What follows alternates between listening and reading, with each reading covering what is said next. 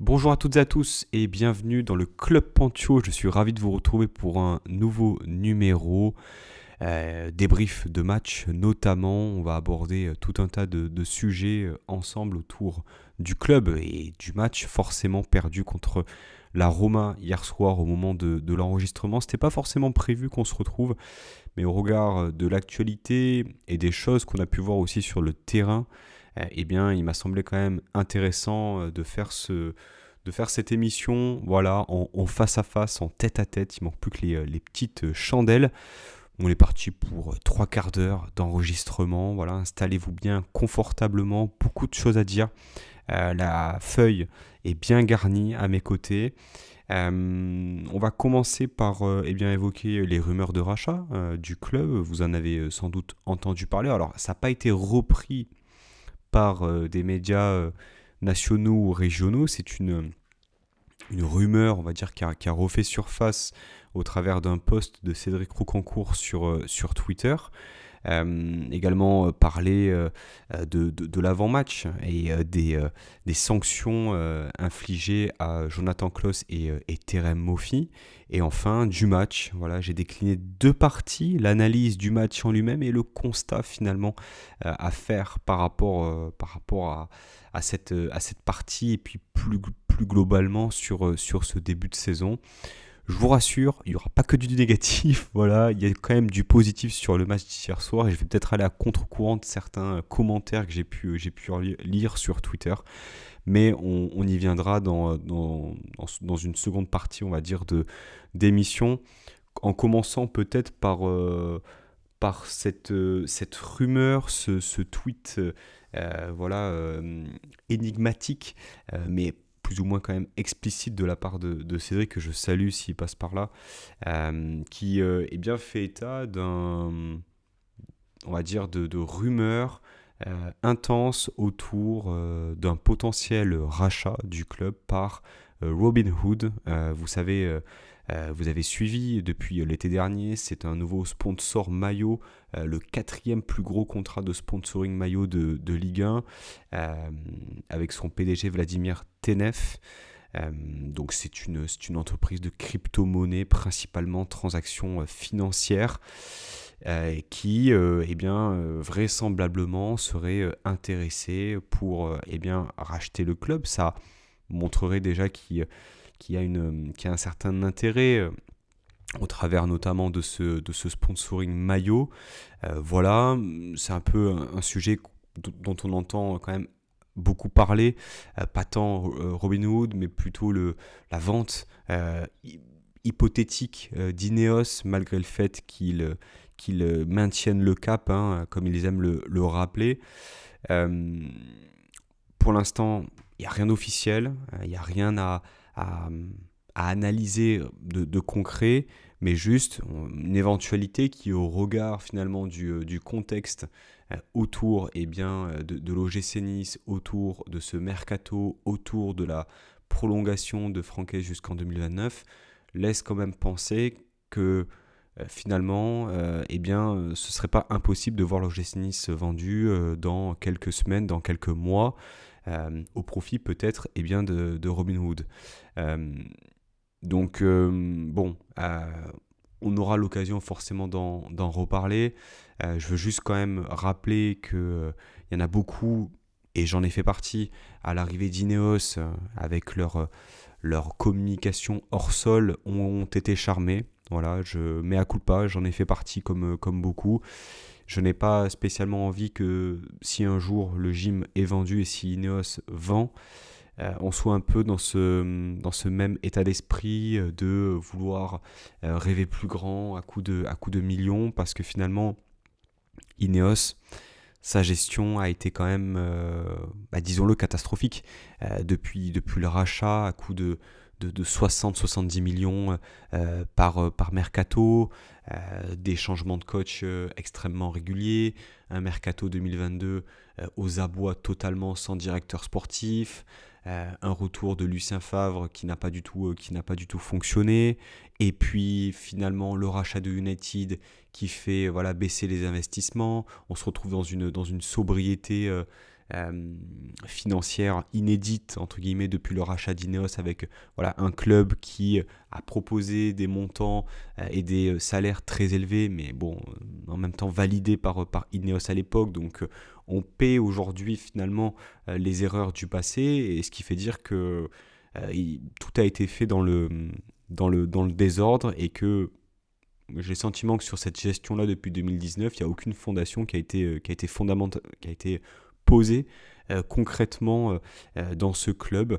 On a fait les choses un peu à l'envers.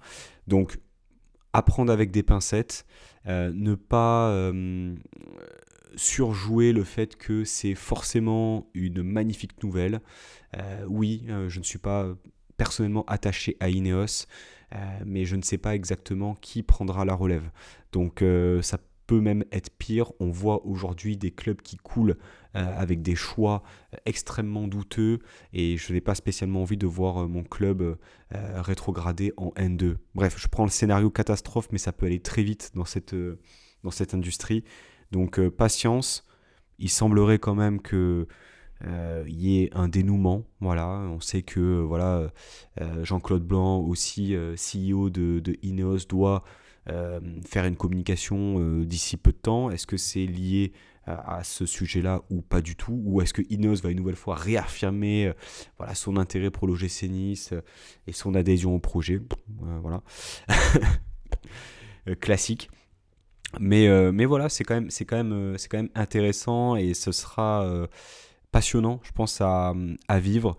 Mais ne soyons pas aveuglés et ne reproduisons pas les mêmes erreurs du passé, nous, supporters. Faut pas avoir la mémoire courte, mais je pense que ça nous a quelque peu vaccinés ces quelques années d'Ineos, et qu'on n'en attend plus grand-chose. On voit qu'il y a quelqu'un de blindé qui veut racheter le club. C'est une fortune de plusieurs milliards d'euros. Donc, il pourra poser 200 millions d'euros sur le club si c'est le prix désiré par Ineos. Mais pour faire quoi? Est-ce que ça va faire partie d'une multipropriété? Est-ce qu'il y a un vrai projet derrière? On n'en sait strictement rien. Donc, nous verrons. Je trouve ça quand même intéressant comme sujet, parce que là, on sort des terrains et on est plutôt dans le côté structure organisationnelle. On en vient au match, et plutôt à la veille du match, puisque deux joueurs ont été sanctionnés par Francaise, deux joueurs qui auraient pu démarrer dans le 11 avant Rome. Il s'agit de Jonathan Kloss et de Terem Moffi. Des retards de ces deux joueurs qui ont été mis sur le banc au démarrage, qui sont rentrés vers la 60e, 65e minute de jeu. Jonathan Kloss, on a forcément cet épisode du mercato estival en tête, le fait qu'il n'ait pas pu partir au Bayer Leverkusen. Je retiens quand même aussi une chose, c'est que depuis août, il est en grande difficulté. Il n'est pas du tout sur ses standards de l'année dernière. Et ça pose question, je trouve, de manière générale, sur le professionnalisme. C'est un joueur expérimenté, qui connaît le coach depuis quelques années, qui a une place à la Coupe du Monde à aller chercher. Et en fait, j'ai l'impression que ça boude, quoi, tout simplement. Voilà, pas content, n'est pas parti. Du coup, j'arrive en retard, quoi. Et puis, veille de Nice-Rome, finalement, c'est pas très important. Ouais, enfin, justement, t'es censé être un cadre, t'es censé être un modèle, notamment pour les jeunes joueurs. Ta doublure, Louché, elle a 20 ans, 21 ans. Moi, je suis quelque peu perturbé par Kloss, moins par Moffi, parce que c'est pas la première fois, mais j'avoue que je suis un peu déçu par Kloss. J'en attendais autre chose, et déjà qu'ils se remettent la tête à l'endroit sportivement, parce que jusqu'à preuve du contraire, il est encore sous contrat à l'OGC Nice. Mais pour l'instant, c'est que l'ombre de lui-même. Alors je conçois bien sûr que dans une carrière de footballeur, il y a des scénarios qui affectent le moral. Peut-être qu'il avait vraiment envie de partir, je le conçois. Mais là, le mercato, il est terminé. On est le 25 septembre. Au bout d'un moment, je pense qu'il faut aller de l'avant. Tu as un contrat, tu es grassement payé à l'OGC Nice. L'intérêt, c'est que quand même, on puisse compter sur toi. Après, ça peut être totalement cataclysmique, et un départ cet hiver au rabais est totalement possible. C'est pas souhaité bien sûr parce que dans ce rôle de piston droit, je considère qu'on peut avoir difficilement mieux à l'heure actuelle. Pour Terem Moffi, c'est quand même le troisième retard depuis qu'il est au club. Il y en avait eu deux sous Farioli, là c'est le premier sous Hez, mais bon, il a quasiment pas joué l'année dernière, donc on va dire que c'est son troisième retard en 2 ans, si je puis dire, si on enlève l'année blanche de l'année dernière. Là, on avait déjà des doutes, j'ai envie de dire, par rapport à son professionnalisme. Je reviens toujours à la même chose. Là, on est quand même sur un joueur qui n'a pas choisi son montant de transfert, mais ça, ça pèse quand même un peu sur le fait qu'on a des attentes sur le joueur. C'était quelqu'un qui doit prouver, qui sort d'une année où il a quasiment pas joué. Euh, un match à Brest où il aura pas été dégueulasse. Euh, quelle image tu renvoies en fait? Quelle image tu renvoies de toi-même? Quelle image tu renvoies du club? Quelle image tu renvoies de l'institution? Quelle image tu renvoies auprès de tes coéquipiers? Je ne comprends pas. Je ne comprends pas à quoi jouent ces joueurs. J'ai l'impression, et c'est Anto qui le disait dans le numéro de Brest, que finalement c'est cool d'être à Nice. C'est tranquille. Il avait parlé de Club Med, alors c'est un peu forcé, mais l'idée est là. Hein. C'est tranquille. On se prend pas trop la tête, il n'y a pas trop d'exigences. On joue le top 7 en France, on va en Europe, mais il ne faut pas se faire trop mal non plus. Et voilà. La conséquence de tout ça, ou plutôt la source, hein, ça peut aller dans les deux sens, c'est ça. Voilà. Donc tout le monde finalement est victime de ça. Hein.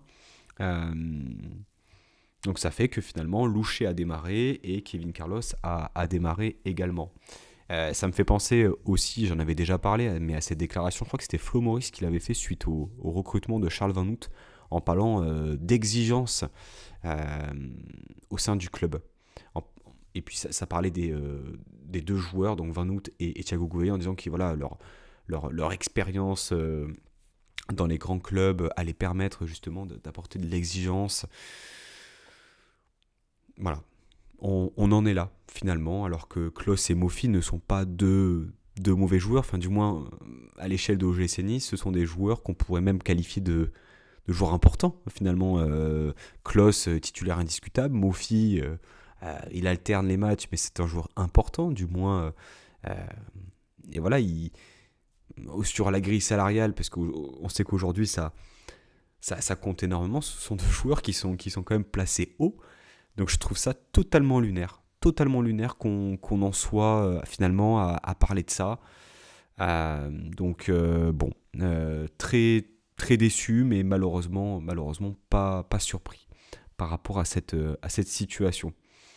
Le match, on va commencer par les compositions. Donc Yevan Diouf, charnière à 3, avec le retour en tant que titulaire de Antoine Mendy. Dioumaba, Dante également, de retour dans le 11. Tom Louché, piston droit, Melvin Barr, piston gauche. Un milieu de terrain bien plus garni qu'à l'accoutumée, puisque on avait donc Hichem Boudaoui, Charles Van Hout et donc Morgan Sanson qui venait créer, on va dire, un milieu beaucoup plus renforcé. Et devant, on avait un Kevin Carlos véritablement point d'appui et un Boga, deuxième attaquant, qui tournait un peu autour, sur lequel on va revenir également. Donc défaite forcément de buts à 1, si vous êtes là, vous l'avez suivi. Est-ce que c'est regrettable? Est-ce que c'est frustrant? Est-ce que c'est insuffisant? C'est un peu des trois à la fois en fait. Hein, parce que moi je retiens... Alors, le ressenti à la fin du match, je me dis, au regard de notre début de saison, j'ai même mentionné le terme peut-être un peu trop positif de défaite encourageante.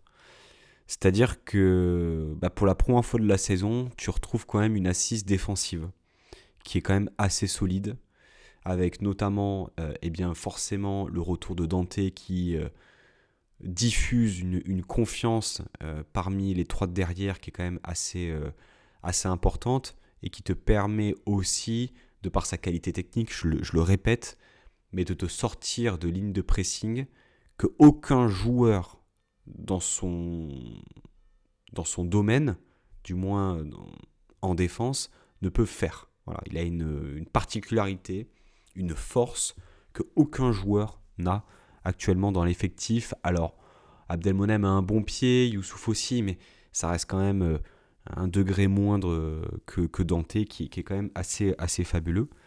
Euh, donc voilà, ce retour de Dante, alors Antoine Mendy aussi, qui sortait d'un match absolument abominable au Havre, qui revient.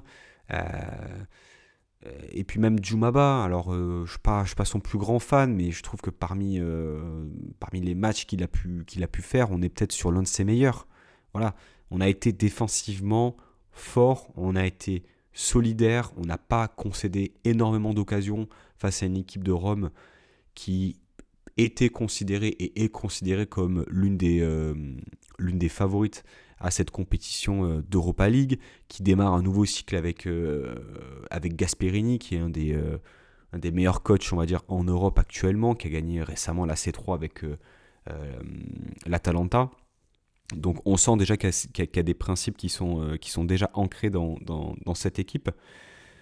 Donc en fait, c'est assez ambivalent comme situation, c'est-à-dire que je me dis qu'on a réussi à les contenir. On a été fort défensivement, comme jamais on a été depuis le début de saison, parce que honnêtement, on va pas se le cacher, le secteur défensif fait flipper avec les nombreux absents, surtout lorsque Nantes n'est pas là. Et en même temps, eh bien, on a produit peu, quoi. On a produit peu, c'est-à-dire que le plan de jeu était quand même assez minimaliste. Donc, je suis content qu'on ait retrouvé quand même une certaine envie, une certaine solidarité, mais on n'a pas assez frappé au but, quoi. On n'a pas assez osé, ou alors on ne pouvait pas oser. Donc on va essayer de dérouler un peu tout ça. Voilà, je vous ai donné un peu ma pensée globale. Je ne sais pas où me situer.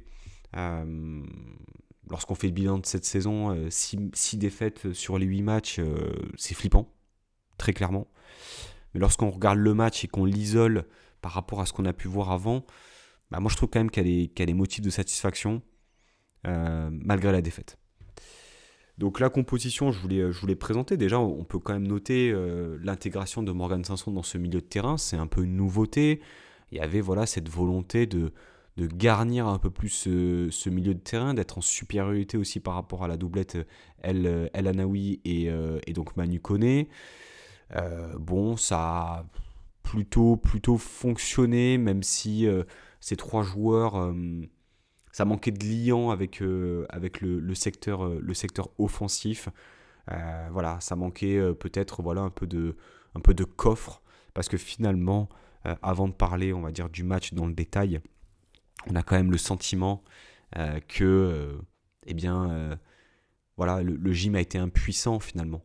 Le gym a été impuissant parce que Rome, ça courait plus vite, s'attaquait plus fort, les passes claquées, elles arrivaient plus facilement, c'était beaucoup plus fort techniquement, c'est clair, il n'y a pas à dire.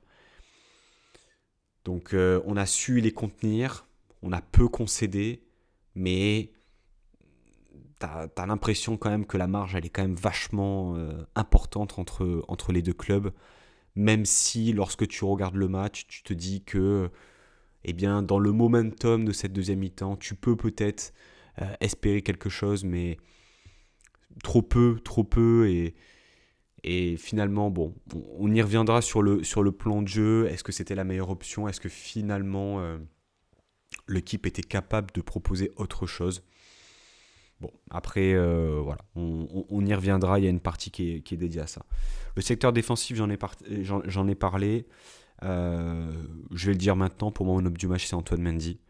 Il a fait un match, je ne vais pas dire exceptionnel, mais ouais, il a fait un très très bon match. Il a fait un très bon match et ça intervient, voilà, comme je l'ai dit, à un moment où il sort quand même peut-être de son pire match sous nos couleurs au Havre. Il est titulaire contre Rome pour faire souffler Opong, parce que Opong n'a pas été bon à Brest, et puis il te sort un match comme ça, où quand même il est très bon défensivement, où il va aller te chercher le penalty, et où il joue à fond, tout le temps. C'est con, mais il a joué les touches rapidement. Voilà. Il a joué les coups francs rapidement quand il avait l'opportunité de les jouer vite. Il avait cette envie et ce côté, aller de l'avant, quoi. C'est lui qui a imprégné cette dynamique pour créer quelque chose, et c'est au travers d'un dépassement de fonction qui va relancer ce match en gagnant ce penalty tiré par Mofi. Donc, grande Mendy sur ce match. Il m'a fait plaisir. Et voilà, on sait qu'on y a toujours une affection particulière pour les jeunes du club dans l'émission, vous le savez. Et moi, ça me fait plaisir pour sa confiance. Parce que lorsque tu fais un match comme ça au Havre, honnêtement, c'était, comme je le disais, catastrophique. Là, il a réagi de la plus belle des manières. Et voilà, il faut de la régularité. Il faut de la régularité individuelle dans la performance pour tous les joueurs, mais il faut également de la régularité collective. Parce que là, on parle de performance individuelle, mais la force collective, elle est trop irrégulière dans les matchs ces dernières semaines, ce qui ne permet pas finalement de l'emporter. Euh, le déficit technique, j'en ai parlé et on l'a senti que dès lors que Rome finalement pressait haut tout terrain à 1 contre 1, ça nous forçait finalement à sauter cette ligne de pressing, et vous l'avez forcément ce schéma de passe en tête où Diouf saute deux lignes de pressing pour aller toucher Kevin Carlos. Diouf a touché 54 ballons. Il a touché 54 ballons, Kevin Carlos en a touché moitié moins, il en a touché 25. Ça montre aussi que Diouf a eu beaucoup de ballons à négocier au pied, mais alors le jeu au pied de Diouf sur ce match a été catastrophique. C'est-à-dire que on pense forcément au but encaissé, aux conditions dans lesquelles la Roma se procure ce corner, mais il ne faut pas oublier non plus que le jeu au pied, il réussit peu de choses sur ce match. Kevin Carlos, il était esselé, il était isolé, il a gagné quelques duels, mais ça manquait de présence, Francaise l'a dit, ça manquait clairement de présence autour de Kevin Carlos. Donc j'ai pas envie de lui jeter la pierre. C'était un match difficile pour lui. Il s'est battu, il a peu réussi. Il a tenté un tir, voilà.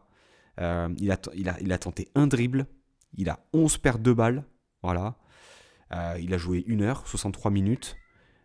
Par contre, c'est quand même limité, le garçon. On sent quand même que j'ai pas envie forcément de l'enfoncer sur ce match-là, parce que honnêtement, il a été seul au regard du match de Boga et du manque de lien avec les deux offensifs, et aussi du fait que le milieu de terrain était beaucoup trop éloigné des joueurs offensifs. Mais on sent quand même que c'est clairement limité. On n'a vraiment pas une alternative, même dans le profil, à Terem Mofi. Donc il lui manque ce but peut-être, mais dans le jeu, il est utile dans les déviations, mais lorsque tu es esselé, c'est pas un attaquant qui est autosuffisant et qui peut te permettre de gagner des mètres en remisant, etc. Mais il faut du monde autour. Voilà. Il faut du monde autour. Quand on joue contre un adversaire plutôt à notre portée, tu mets des joueurs rapides à ses côtés. Bon, ça peut te permettre justement sur une transition rapide de péter, de gicler beaucoup plus spontanément aussi vers l'avant, au travers justement de ce point d'appui que peut être Kevin Carlos. Là, ça a été vraiment compliqué. Et puis finalement, on n'a pas vu d'autres variations. On n'a pas vu d'autres variations parce que Rome nous pressait haut, parce que on savait que techniquement on était peu fiable. On savait qu'aussi physiquement ils étaient un cran au-dessus de nous. Donc, par défaut, on a opté pour cette option. Il y avait des possibilités, mais j'ai du mal à comprendre l'association Boga-Kevin Carlos, ou du moins j'aurais aimé que Boga fasse un match différent. Voilà, alors peut-être que c'est contre nature, peut-être que c'est pas son poste, peut-être que ceci, peut-être que cela. Lorsque tu joues à 2 devant, et que tu as un attaquant numéro 9, Kevin Carlos, qui est beaucoup plus point d'appui, tu dois bouger, tu dois faire des mouvements, tu dois prendre la profondeur, tu dois te rendre disponible, tu dois créer de l'espace, tu dois faire les courses qu'on appelle les courses utiles, quoi. C'est-à-dire que même s'il ne touche pas le ballon, eh bien, il crée de l'espace, il crée quelque chose, il est utile même sans toucher le ballon. Boga, s'il n'a pas le ballon, il ne sert à rien. Et même quand il a le ballon, eh bien, c'est arrêté, ça freine le jeu, tu es sur une phase de contre-attaque, il faut qu'il soit arrêté pour tenter de passer le joueur quand il arrive à le passer. Il n'y a aucune variation dans son jeu, il n'y a aucune spontanéité, il n'y a aucune euh, connexion, on va dire, avec ses partenaires. Donc, voilà, j'ai pas du tout aimé son match. Clairement, il m'a irrité au plus haut point. Donc j'ai beaucoup plus de compassion par rapport au match de Kevin Carlos qui était totalement esselé, qui n'a pas bénéficié vraiment d'un joueur, on va dire, connecteur, si je puis dire, un peu lien entre le milieu de terrain et la phase offensive. Et en fait, le coaching, finalement, alors peut-être que le point initial c'était ça, et que du fait que Mofi ait été sanctionné, et il est commencé sur le banc, et que de facto, c'est Boga qui est commencé, mais le Diop Mofi, dans l'idée, il est beaucoup plus cohérent, parce que Diop va apporter ce lien-là entre le milieu de terrain et la ligne offensive, et Mofi va justement apporter cette profondeur dans la course, et on en a extrêmement manqué de profondeur. Il manquait ce joueur qui prenait de la profondeur. Voilà, de manière à pouvoir étirer un peu plus le bloc de la Roma et contraindre les défenseurs soit à jouer le hors-jeu, soit à suivre et quand bien même à créer de l'espace. Ça a manqué énormément. Et vous savez, lorsque je parle de Diop Mofi, pour les plus fidèles, je me répète, mais souvenez-vous ce match à Bollard sous Didier Digard. C'est arrivé peu de fois, hein, où vraiment on jouait à deux devant et tu avais Diop qui était électron libre. Pour moi, c'est son match le plus abouti à l'OGC Nice. Son poste dans ce dispositif-là, il est parfait parce qu'il a la liberté, il peut se balader où il veut, et puis il a de l'espace pour justement porter le ballon vers la ligne offensive. Ce n'est pas un joueur de côté, ce n'est pas un numéro 8 pour moi, c'est un joueur, on va dire, 10, 9,5, qui connecte, on va dire, deux secteurs de jeu très importants que sont le milieu de terrain et la ligne offensive. Donc j'ai été quand même très déçu de ce manque de variation-là. Est-ce que c'était un aveu d'échec? Est-ce qu'on était trop faible? Est-ce que la Roma était trop forte? C'est possible, mais c'est quand même minimaliste. Voilà, c'est quand même minimaliste à mes yeux et dans ma perception, on va dire, du football et de ce jeu que j'aime. J'aurais aimé peut-être qu'on prenne un peu plus de risques. Après, on n'est sûrement pas dans une confiance absolue, donc on avait besoin de se rassurer aussi par rapport à ce style de jeu-là, sans doute. Mais ça n'a pas réellement fonctionné et on n'a pas vu de situation vraiment dangereuse. Il y a cette frappe en première mi-temps d'Antoine Mendy du pied gauche. En deuxième mi-temps, il y a le penalty, mais il n'y a pas grand-chose. Il n'y a pas grand-chose sinon. On n'a pas concédé non plus énormément, mais on a encore moins produit offensivement. Donc c'est un peu embêtant. Une stat quand même sur Boga, pour moi, qui résume un peu son match, il n'a subi aucune faute. Boga n'a subi aucune faute.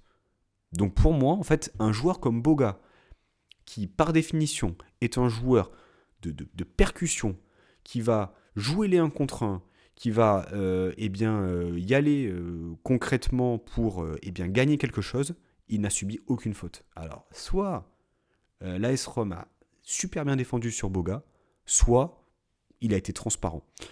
J'opte plutôt pour la deuxième option.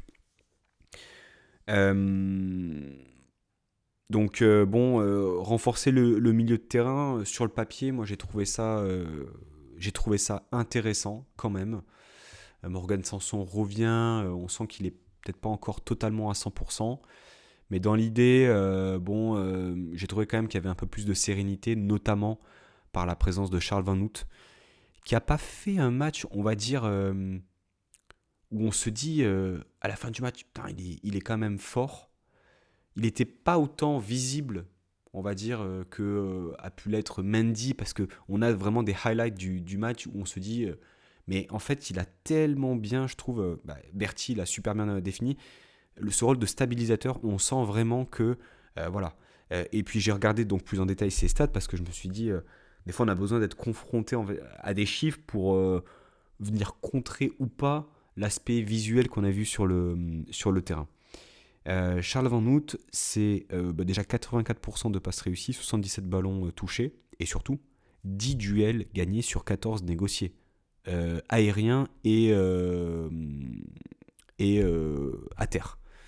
Voilà. Donc ça pose un peu le décor. Il a fait quand même en face de lui Manu Koné, somme toute, l'un des milieux titulaires en équipe de France. Alors il n'était pas seul, forcément. Ça a déchargé aussi un Hichem Boudaoui de certaines tâches défensives pour être un peu plus focus sur le secteur offensif. Alors, j'ai deux. Voilà, quand on dit qu'il y a certaines images qui te marquent d'un match, moi j'ai deux situations de Hichem Boudaoui et qui me font dire que j'arrive pas encore à dire si c'est un joueur à vocation réellement offensive ou pas, parce qu'il manque justement ce côté décisif par la passe. Vous l'avez sans doute en tête, la première c'est la passe externe qu'il fait pour Loucher, qui est trop forte donc et un peu trop longue. Forcément c'est facile à analyser entre guillemets et facile à critiquer lorsqu'on est au stade ou sur son canapé. Moi je pense que sur cette passe là il n'utilise pas la bonne surface du pied. C'est-à-dire que ça lui donne un côté extérieur, donc du coup un peu fuyant. Moi je pense qu'à ce moment-là, il peut déjà toucher, enlever une touche de balle, et puis mettre un ballon plat du pied, en mettant peut-être autant de force qu'il a mis de l'extérieur du pied, mais en trouvant cette zone beaucoup plus profondeur, histoire que même si Loucher la touche pas, peut-être que sur la course, justement, il aura pris l'ascendant sur son défenseur. Bon, voilà, effet papillon, mais ça montre que lorsqu'il est dans cette partie-là du terrain, il manque toujours quelque chose. Il y a toujours une touche de trop, il y a toujours une frappe un peu trop enlevée. C'est peu et beaucoup à la fois. Il y a aussi cette situation, alors c'est un peu plus tardif, mais elle intervient après, où je crois qu'il a joué individuel, où il joue à droite et où il faut tourner à gauche, et là tu te dis putain, il y avait une situation là aussi. Ou alors je crois il fait une petite percée, il vient de la gauche, et je crois c'était une passe qui était beaucoup trop téléguidée et qui a été surprise, mais bon, encore une fois, c'est des actions où voilà, t'as sûrement peut-être un manque de lucidité, etc. Bon, j'ai pas envie encore une fois de lui jeter la pierre, j'ai pas envie d'être méchant, mais je trouve que Boudaoui, sur les dernières sorties, et puis même de manière générale, à deux devant, à deux au milieu de terrain, c'est lui qui est un peu box-to-box, voilà. Là, il est 8 dans une formation à 3 milieux, voilà. Il a déjà joué 6. En fait, c'est quoi son poste, quoi? C'est quoi son registre?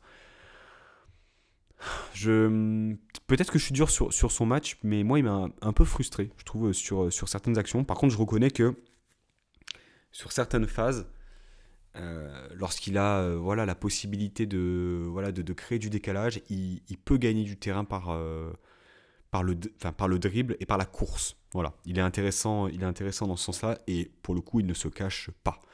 Il ne se cache pas, il fait les efforts et il ne lâche rien. C'est quand même important de le dire. J'ai parlé du milieu de terrain, j'ai parlé de la défense. J'avais parlé des relances de Diouf. Bon, c'est un peu déstructuré, vous m'excuserez, tellement de choses à dire. Parlons de Diouf, 2 minutes.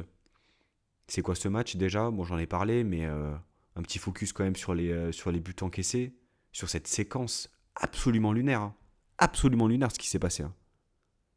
Le dégagement contré qui file en touche, puis ensuite la relance entre guillemets sereine qui tombe dans les pieds d'un Romain, qui entraîne un corner et qui entraîne le but. Non mais c'est se mettre en difficulté, tout seul.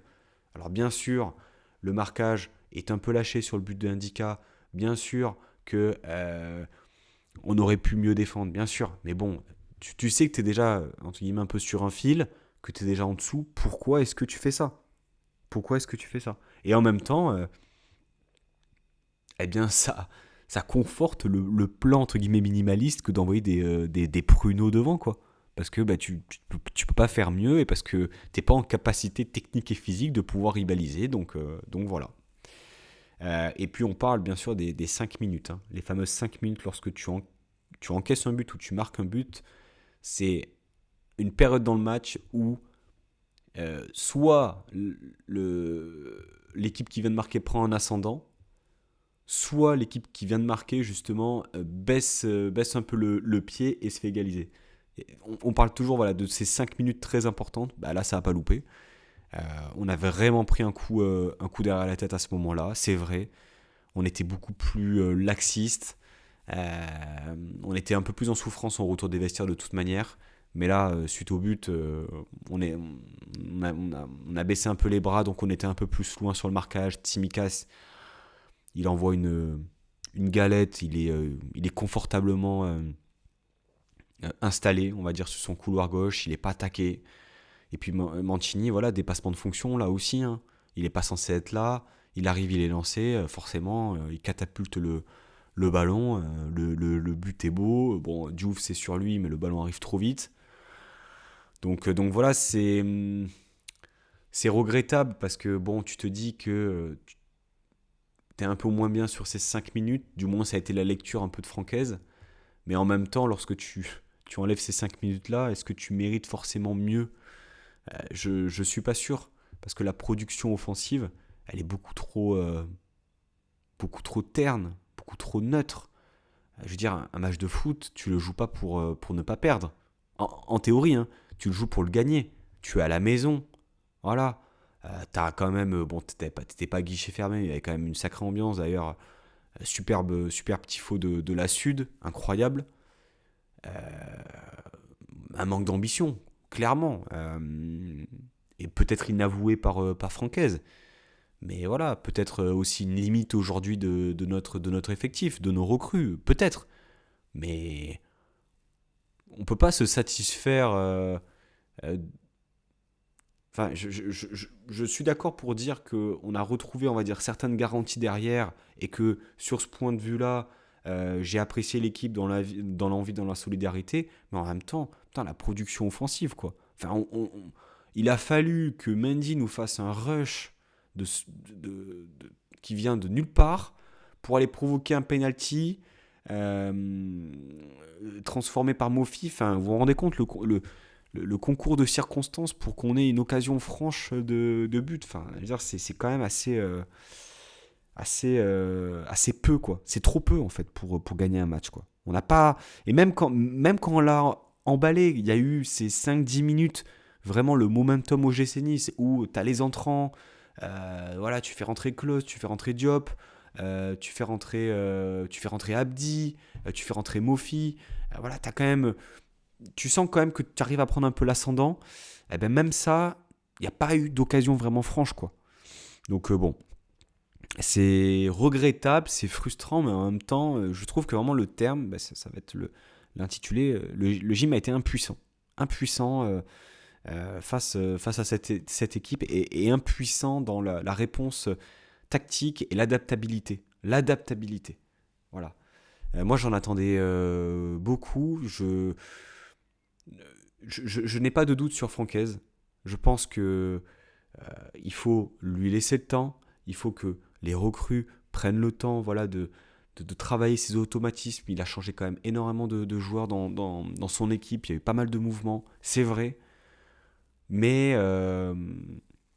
il, j'ai pas l'impression qu'il s'adapte autant aux caractéristiques de ses joueurs, euh, autant qu'il le devrait ou qu'il le pourrait. Donc je peux peut-être me tromper, mais on l'avait déjà dit hein, lors des précédentes émissions, mais lorsque tu forces à relancer derrière avec tes trois défenseurs, alors que tu as Opong, Ba et Mendy ou Opongba barre, il ne faut pas s'attendre non plus à des miracles, quoi. Donc il n'y a pas de variation, il y a peu d'adaptabilité, les circuits de passe, voilà, Diouf a été allé chercher Carlos, mais on a rien eu d'autre. Il y a eu un peu de mieux avec Diop, justement, qui a apporté un liant, mais c'est quand même un peu compliqué. Et j'avoue que euh, j'étais quand même assez en colère contre Terem Moffi et Jonathan Klaus, parce que ce sont des joueurs de l'OGC Nice. Ils ne sont que de passage, mais ils représentent le club. Ils sont salariés du club. Nous sommes supporters. Nous serons là. Nous étions là avant. Nous serons là après leur passage au club. Et alors, sanctionner les retards euh, en privant le côté titulaire, etc. sur ce match, je comprends la sanction et je la partage. Mais de voir en fait que ce sont ces joueurs, voilà, qui ont vu certaines critiques quant à leur investissement, quant à leur professionnalisme, Mofi, et puis Diop aussi par moment, hein, c'est vrai que son attitude de début de saison agace un peu, je trouve qu'il est très râleur, etc., qui t'apporte une différence. Tu te dis qu'en fait, ces joueurs, c'est comme des enfants. Tu les prives de quelque chose, tu les mets sur le banc, ça boude, et puis là, baf, voilà, on veut montrer que on mérite d'être titulaire, on veut montrer que, ouais, mais en fait, normalement, on n'a pas besoin de te mettre dans cette situation-là euh, de privation pour que tu montres le meilleur de toi-même et pour que tu montres aussi que t'es joueur de foot et puis tu te dois de faire le maximum. Vous voyez ce que je veux dire ou pas? On crée un peu voilà, le contexte autour qui a été simplement une résultante de joueurs pour voilà, leur permettre en fait d'avoir ce côté un peu, on va dire, positif, parce que mine de rien, leurs rentrées sont positives, mais c'est quand même assez bizarre comme sentiment. J'ai pas parlé de Mohamed Ali Chaud qui a fait aussi une bonne rentrée, même s'il est rentré sur la gauche. Et ça me fatigue de voir Chaud sur la gauche, mais à ce moment-là, tu avais Klos, et Klos prenait l'entièreté du couloir droit, et Chaud, semblait quand même en jambes. Mais par rapport à ça, ça met un peu mal à l'aise, quoi. On dirait vraiment un groupe d'enfants pourri gâtés, un peu immatures sur les bords, et ça donne pas voilà, l'impression d'un club mature qui grandit et qui apprend de ses erreurs. Voilà. Donc Antonetti a dit le l'OGC Nice est en train de trouver quelque chose, peut-être est en train de trouver son équipe, en parlant justement de cette équipe après les changements. Je pense qu'effectivement, peut-être dans cette configuration-là de trois milieux de terrain, l'association Diop-Mofi, c'est celle qui est la plus cohérente et la plus forte, même si on ne peut pas se dire que Mofi est le remplaçant de Guessant, tant Guessant est à des années-lumière supérieures à Mofi, j'entends, mais par rapport aux joueurs dont on dispose à l'heure actuelle, on ne va pas ressasser sans cesse le mercato, hein. C'est la meilleure association. Après, voilà, ce milieu à 3, il y a peut-être quelque chose derrière, voilà, peut-être à voir. Et aussi, Antonetti disait, j'ai tweeté deux citations, pas citations, mais de remarques de Antonetti en disant, il disait, c'est comme ça qu'on apprend en parlant de l'OGC Nice. Attends, excuse-moi, mais j'ai l'impression qu'on lit les mêmes choses année après année. Ça fait depuis la saison 2015-2016, 2015-2016, donc ça fait 10 ans qu'on est régulièrement européen. Voilà, on a été, je crois, il y a juste 2 saisons, j'ai plus les chiffres en tête, où on n'a pas été européen. On est régulièrement, donc, en Conference League, en Europa League. Ça fait 10 ans, quoi. On a un candidat maintenant crédible. Est-ce qu'on apprend réellement? Alors, j'ai eu une très bonne réponse sur Twitter de quelqu'un qui me disait ouais, mais tu peux pas apprendre quand tu changes tout le temps d'équipe. C'est vrai, quand tu changes tout le temps d'équipe, quand tu changes tout le temps d'entraîneur, c'est vrai aussi. Mais j'ai l'impression qu'on est toujours dans ce scénario où tu as ce sentiment, ce complexe d'infériorité par rapport à la Coupe d'Europe. Et puis j'ai toujours l'impression aussi qu'on est le petit poussé en Coupe de France. Voilà. Peu importe en fait l'adversaire, tu as ce sentiment d'être Épinal qui joue le Paris Saint-Germain, quoi. Donc bon, c'est quand même particulier, quoi. Parce que Rome, en fait, pour revenir sur leur match, euh, vrai, physiquement au-dessus, techniquement au-dessus. Leurs recrues, Tsimikas, Leon Bailey, ils ont récupéré qui Ils ont récupéré ce latéral droit aussi de l'Ajax. C'est super solide. Tsimikas, ça gagne la PL l'année dernière avec Liverpool. Leon Bailey, c'était quand même un ailier référencé eh bien, en première ligue. T'as du Lorenzo Pellegrini qui est peut-être un des meilleurs joueurs de Serie A. Manu Koné, aujourd'hui, c'est l'un des meilleurs milieux de terrain européens, clairement. Donc voilà, il faut aussi se dire que la S Rome, elle est programmée peut-être pour faire, allez, demi-finale minimum. Voilà, demi-finale. C'est une équipe qu'on verra sans doute à ce stade-là de la compétition. Donc bon, raisonnablement, le gym eh bien, est à sa place. Reste que on aurait peut-être voilà, pu faire mieux, tenter plus et peut-être prendre plus de risques à défaut de se découvrir. Du moins, voilà, c'est pas tant c'est mon ressenti, il est peut-être partagé par vous, mais en même temps, voilà. C'est difficile de se satisfaire d'un match comme ça. C'est difficile de se satisfaire d'une défaite. Même si on peut parler des fois de défaites un peu encourageantes, etc. Voilà, t'es à 6 défaites en 8 matchs, quoi. Euh, et puis, ben, voilà, finalement, euh, je l'ai dit hein, sur ce match, eh bien, bon, les entrants, on a beaucoup parlé des recrues, surtout en conférence de presse d'après-match à Francaise. Voilà, ça va être, je pense, le fil rouge pendant les prochaines semaines jusqu'au mercato hivernal. Mais parlons des cadres. Voilà. Jonathan Klaus, méconnaissable. Melvin Barr, aussi méconnaissable. Ça aussi, hein. Alors là aussi, peut-être effet secondaire d'un mercato où ces joueurs ont été courtisés, où il y a peut-être eu des accords, etc. Peut-être. Mais on parle de Melvin Barr qui est ton vice-capitaine et qui est à l'envers.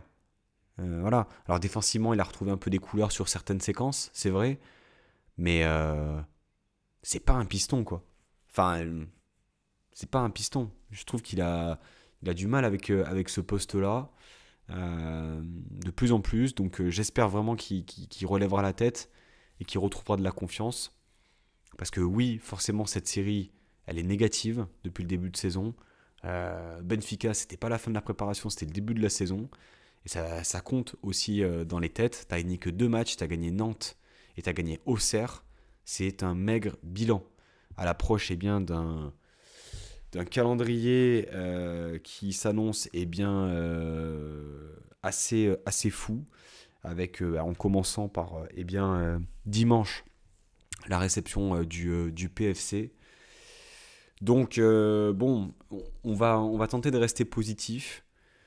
Il faut capitaliser sur cette prestation collective, défensive, d'envie et de solidarité. Mais par contre, tu ne pourras pas gagner des matchs en étant solidaire et en étant, on va dire, dans l'envie, etc. Il faut du football. Il nous faut du football. Il nous faut bien, des mouvements. Il nous faut du décalage. Il nous faut des différences. Il nous faut, voilà, j'ai envie qu'on marque un beau but. J'ai envie qu'on marque un but construit, un circuit de passe, quelque chose de vraiment travaillé. Histoire qu'on puisse se rassurer aussi dans le jeu. Parce que autant sur certains aspects, comme je l'ai dit, il y a quand même des choses positives à en tirer de ce match-là. Mais dans le jeu, on ne s'est pas rassuré pour autant. Voilà. Et ça va être un peu ma conclusion. J'attends énormément forcément du match contre le PFC, chaque match. Il va falloir réagir, il va falloir continuer cette bonne dynamique à domicile, en championnat du moins. Mais bon, Voilà, attendre aussi le retour d'un Moïse Bombito en défense, le retour d'un Mohamed Ali Chaud aussi en attaque. Voilà. Et puis mettre peut-être aussi les joueurs à leur poste. Peut-être, voilà. J'aimerais que Franquès tente quelque chose. Voilà. Je ne vais pas dire qu'on n'a plus rien à perdre à ce moment-là, mais tu as bien vu qu'en apportant quand même quelque chose de différent, en mettant un milieu de terrain supplémentaire, tu avais quand même peut-être déjà un bloc équipe qui était un peu plus cohérent. Voilà, donc en fait, cette équipe, elle est capable aussi de, de proposer autre chose. Euh, Même si c'est vrai que dans le numéro, je crois que c'est des conclusions hâtives, ils disaient qu'elle n'était pas capable de proposer autre chose. Mais bon, peut-être que cette équipe attend justement un changement, du moins sortir certains joueurs d'une zone de confort, certaines. Bon, écoutez, c'est là-dessus que je vais vous quitter et que je vais clore ce numéro. Je vais terminer juste en parlant de quelque chose. Vous avez vu sur YouTube depuis deux vidéos maintenant, deux ou trois vidéos, que vous avez de la pub. Voilà, enfin, si vous n'avez pas YouTube Premium, vous avez de la pub. Voilà, la chaîne est monétisable depuis peu. Donc c'est une excellente nouvelle et je vous en remercie. Je m'excuse pour les personnes justement qui consommaient le Club Pancho sur YouTube et qui n'apprécient pas les pubs. Sachez que j'ai aucune prise sur le nombre de pubs, sur la durée des pubs, etc. Si c'est insoutenable pour vous et que vous en avez marre, je vous recommande d'aller sur les plateformes de podcast. Enfin voilà, votre confort avant tout. Mais voilà, j'ai pas trop de prise là-dessus. Et pour vous dire aussi que la chaîne commence à gagner un peu d'argent. L'objectif c'est forcément de l'améliorer au travers de pas mal de choses que j'ai en tête, mais ce sera forcément quelque chose de réinvesti pour l'émission, pour le Club Pancho, peut-être même